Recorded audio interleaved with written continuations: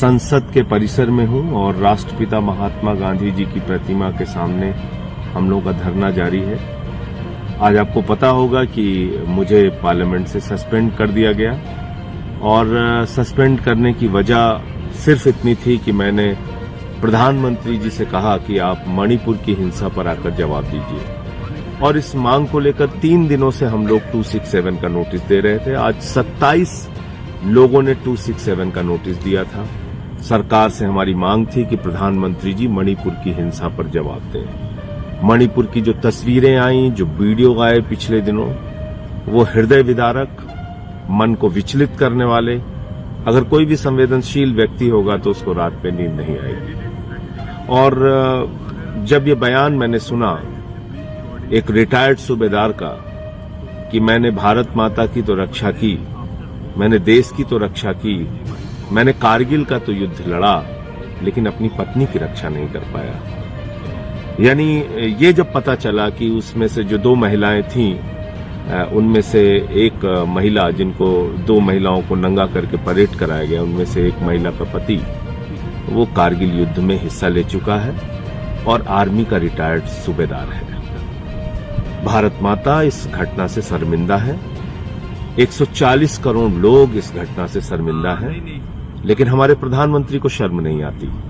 वो नारा देते हैं बेटी बचाओ का, बेटी पढ़ाओ का, बड़ी बड़ी बातें करते हैं। प्रधानमंत्री जी, कैसे आप खामोश रह सकते हैं? देश के एक हिस्से में बेटियों का बलात्कार हो रहा है, महिलाओं को नंगा करके घुमाया जा रहा है, उनके साथ अश्लीलता की जा रही है, दरिंदगी और हैवानियत की जा रही है, छोटे छोटे बच्चों का कत्ल हो रहा है, लोगों के घर जलाए जा रहे हैं, बुजुर्गों की, माताओं बहनों की हत्याएं हो रही हैं, और आप चुप हैं, आप खामोश हैं, आपको शर्म नहीं आती? आप सदन में आके जवाब नहीं दे सकते?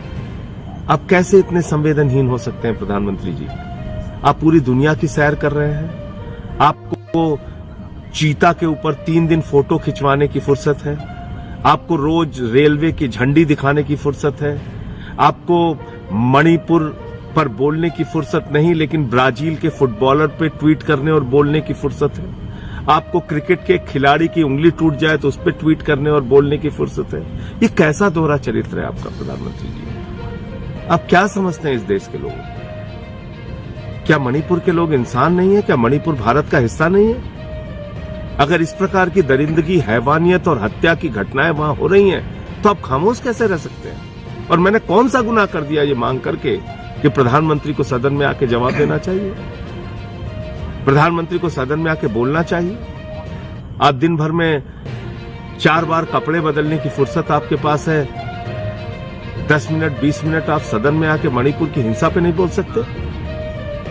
एक ऐसा स्टेट जो जल रहा है और आपका मुख्यमंत्री कह रहा है कि ऐसी सैकड़ों घटनाएं हुई हैं यहां पे नंगा करके महिलाओं को घुमाने की। ऐसी घटनाएं आगजनी की और लोगों को मारने की हो रही है, ये मुख्यमंत्री कह रहा है। तो मैं सबसे एक ही अपील करना चाहता हूं, अगर जरा सी भी संवेदना है आपके अंदर, जिस तरह से भी विरोध कर सकते हैं, मणिपुर हिंसा का विरोध कीजिए, मणिपुर की दरिंदगी और हैवानियत का विरोध कीजिए। कारगिल का वो योद्धा, वो रिटायर्ड सूबेदार आपसे सवाल कर रहा है, पूछ रहा है कि मैंने तो भारत माता की रक्षा के लिए कारगिल के युद्ध में हिस्सा लिया, देश की रक्षा कर ली, अपनी पत्नी की रक्षा नहीं कर पाई।